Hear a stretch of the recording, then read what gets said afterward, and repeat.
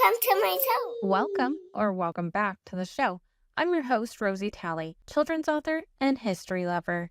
This is Past in Pen, where history and storytelling collide. In each episode, I'll uncover a real story from the past, share a must-read book list, and offer a writing prompt to spark your creativity. Are you ready to jump into the past to write a new story?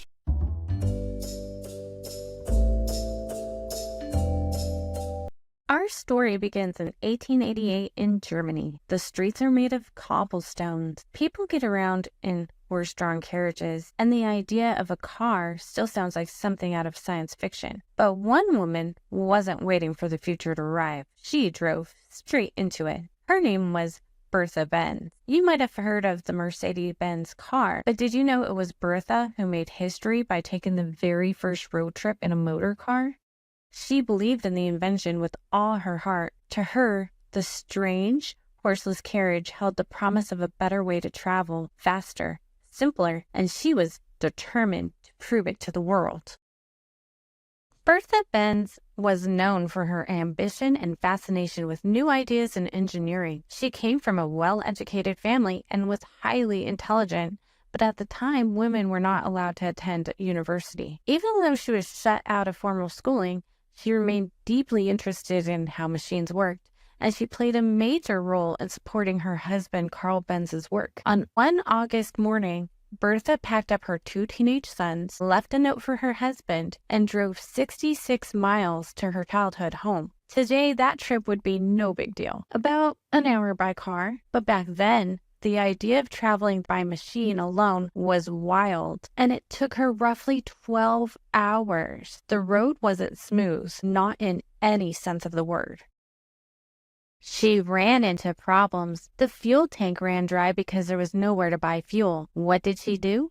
She stopped at a pharmacy and bought Ligroin, the chemical that the motor used for fuel. Yep, the first gas station in history, a pharmacy. Thanks to Bertha Benz. Then the fuel line got clogged. Did she panic? Nope. She pulled out a hatpin and used it to clean the tube. When the ignition short-circuited, she used her garter as an insulator to fix the problem. And when the brakes started wearing down, she stopped at a cobbler's shop. That's someone who repairs shoes, and asked him to add leather to the brakes. Just like that, the first brake pads were improvised. Bertha wasn't just a passenger in her husband's invention. She was a driving force behind its success and made sure the world took it seriously. Her bold trip proved that a car could work, and that it had the power to reshape how people move.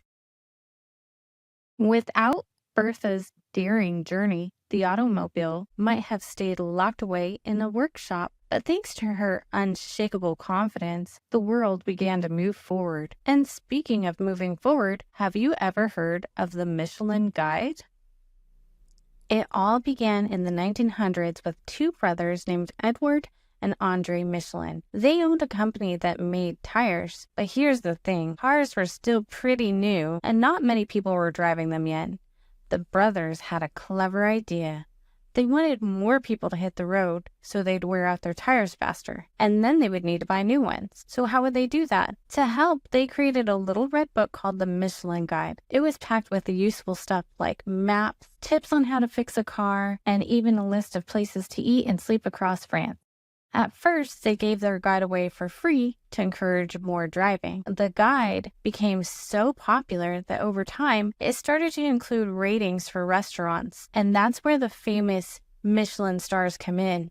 Restaurants can get as many as 3 stars depending on the quality and uniqueness of their food. Today, a Michelin star is one of the highest honors a restaurant can earn, and it all started because two brothers wanted people to buy more tires. Now let's zoom across the ocean to the United States.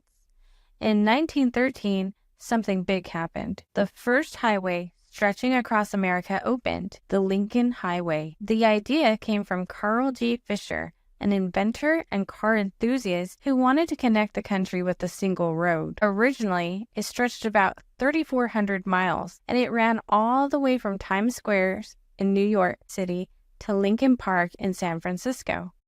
The route wasn't built all at once, but marked using existing roads, dirt paths, and trails that connected small towns and big cities. Local communities worked together to improve the way, and travelers followed concrete markers topped with red, white, and blue emblems to stay on track. Named after President Abraham Lincoln, the highway stood for unity and progress. It made the dream of a road trip possible, although the road was rough in places and many parts weren't paved yet.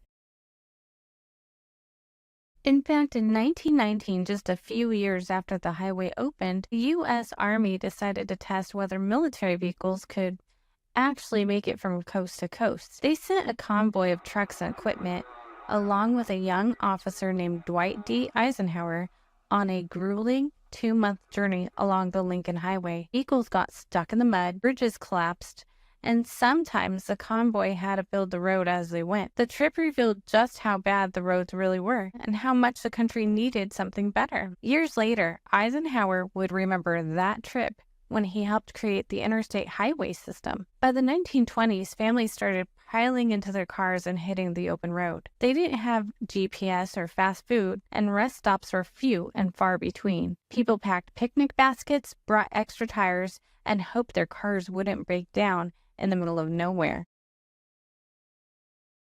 The Lincoln Highway paved the way, literally and figuratively, for a new era of American travel. From Bertha Benz to the Michelin stars to the first coast-to-coast highway, the road trip became a symbol of possibility.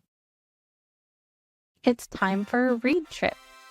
Bertha Takes a Drive by Jan Atkins is a picture book that brings Bertha's journey to life through illustrations and facts. Road trip fun facts for kids, travel wonders to ponder while you wander. An interesting car ride activity by Ben Clarity. Road Trip by Gary Paulson. A funny and heartfelt middle grade novel about an unexpected adventure. Dad and Ben haven't been getting along lately, and Dad hopes a road trip to rescue a border collie will help them reconnect. The Sun Will Come Out by Joanne Levy. This is about 12-year-old Bee and her best friend Frankie. They're planning the best summer ever at camp, but at the last minute, Frankie bows out, leaving a painfully shy Bee all on her own. Road Trip with Max and His Mom by Linda Urban. Max is heading off on a road trip with Mom, with miles to travel, cousins to meet, and a tall roller coaster to ride. The Vanderbeekers on the road. The Vanderbeekers hit the highway to give their dad the best surprise birthday ever. This is by Karina Jan Glaser. And I even have a selection for parents. Check it out in the show note.